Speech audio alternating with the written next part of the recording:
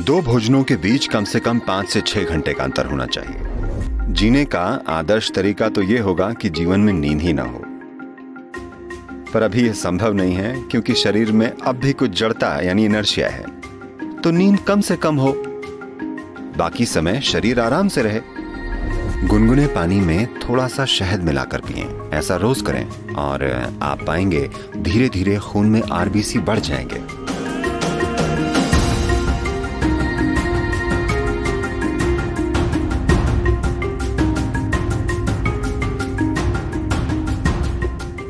अगर भोजन की बात करें, सबसे महत्वपूर्ण चीज जिसका आपको ध्यान रखना चाहिए वो ये है, किसी दिन जब आप कोई भोजन खाते हैं, चाहे आप जो भी खाते हैं, आपको ध्यान रखना चाहिए कि वो भोजन कितनी जल्दी पचकर आपका हिस्सा बन जाता है।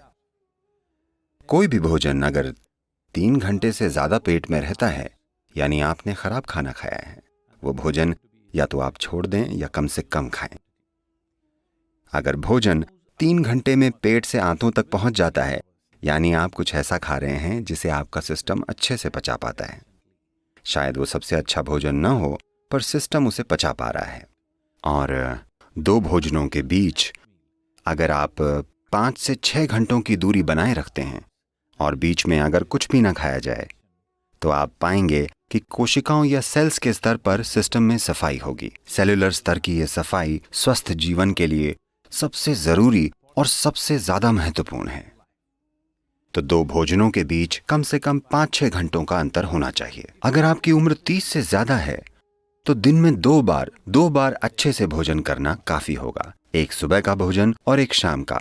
शाम के भोजन के बाद कम से कम 3 घंटे रुक कर सोना चाहिए और कुछ शारीरिक काम होना चाहिए। जरूरी नहीं है कि बहुत भारी या जोरदार गतिविधि हो, बस थोड़ी सी सैर या शायद थोड़ा सा डांस या ऐसा कुछ। अपने लिए कुछ ऐसा करें ताकि शाम के भोजन के बाद कम से कम 20 से 30 मिनट कुछ शारीरिक काम हो। ऐसा करने से आपका सिस्टम काफी स्वस्थ होगा।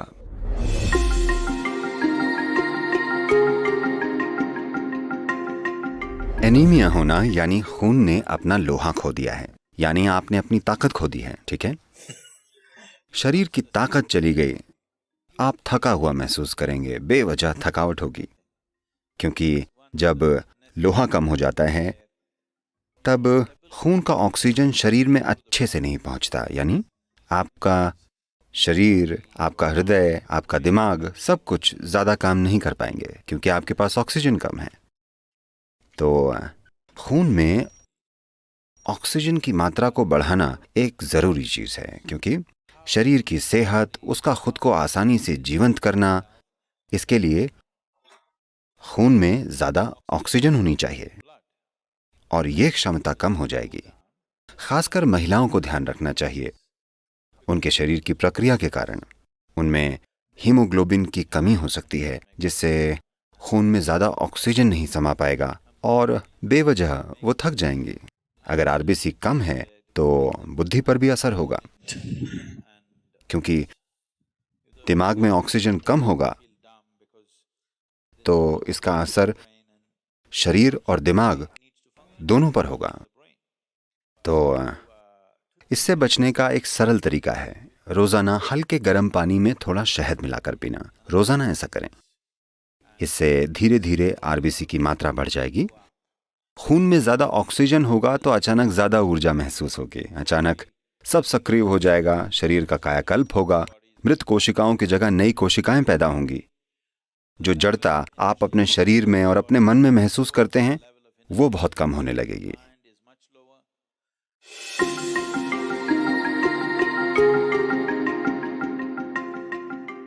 तो शहद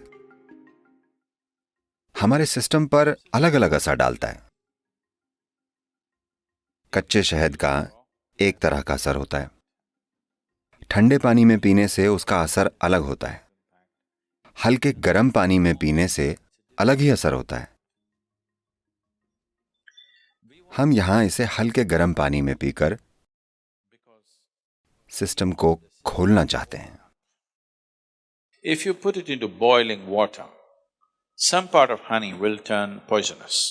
उबलते पानी में डालने से शहद का कुछ हिस्सा जहरीला हो जाता है। तो इसे कभी भी उबलते पानी में नहीं डालना चाहिए या इसे पकाना नहीं चाहिए। मैं जानता हूँ कि पश्चिम में लोग शहद के केक बनाते हैं, वो इसे पकाते हैं। एक तापमान को पार कर जाने के बाद शहद जहरीला हो जाता है।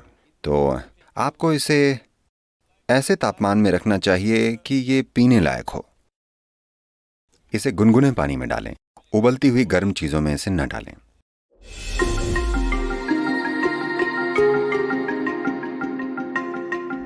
देखिए, नींद अपने आप में जीवन की जरूरत नहीं है। शरीर को नींद नहीं, आराम चाहिए।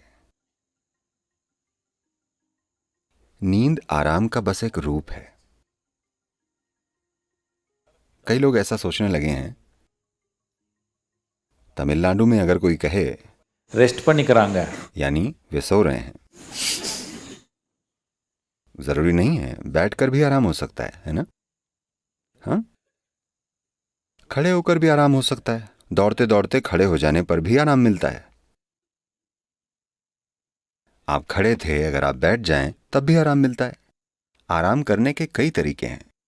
सबसे जरूरी बात यह है कि आराम यानी आप ऊर्जा का इक्वेशन बदल रहे हैं, यानी ऊर्जा का खर्च कम हो रहा है पर इसकी पैदावार उसी तेजी से हो रही है।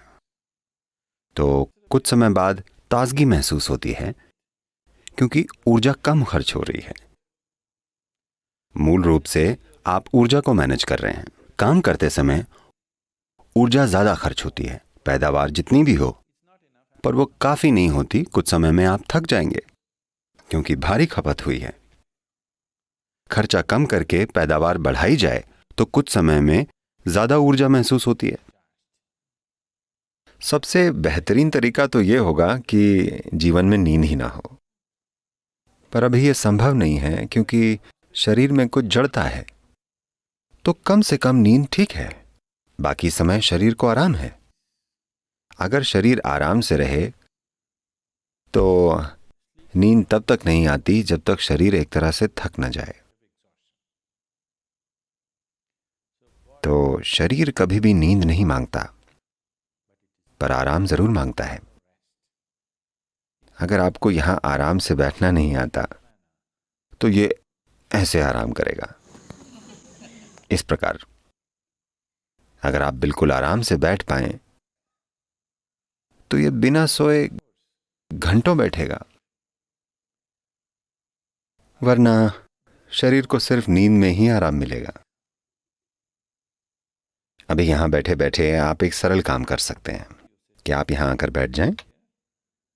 बस अपना ध्यान अपने सिर के ऊपर से अपने पैर की उंगलियों तक ले जाएं और देखें क्या सब कुछ ढीला और आराम से है, या आप ऐसे बैठे हैं। इसे जितना हो सके उतनी आराम की स्थिति में लाएं, जितना आपसे हो सके। आप हर चीज को लेकर सचेतन नहीं हैं, पर होशपूर्वक आप जितना सहज बना सकते हैं। आप अचानक देखेंगे कि अगर आप 10 बजे सोते हैं और आप बस 1 घंटे यहां आराम से बैठते हैं तो आपकी नींद आधे घंटे आगे बढ़ जाएगी। 10 बजे नींद नहीं आएगी, आप खुद ही जागते रहेंगे।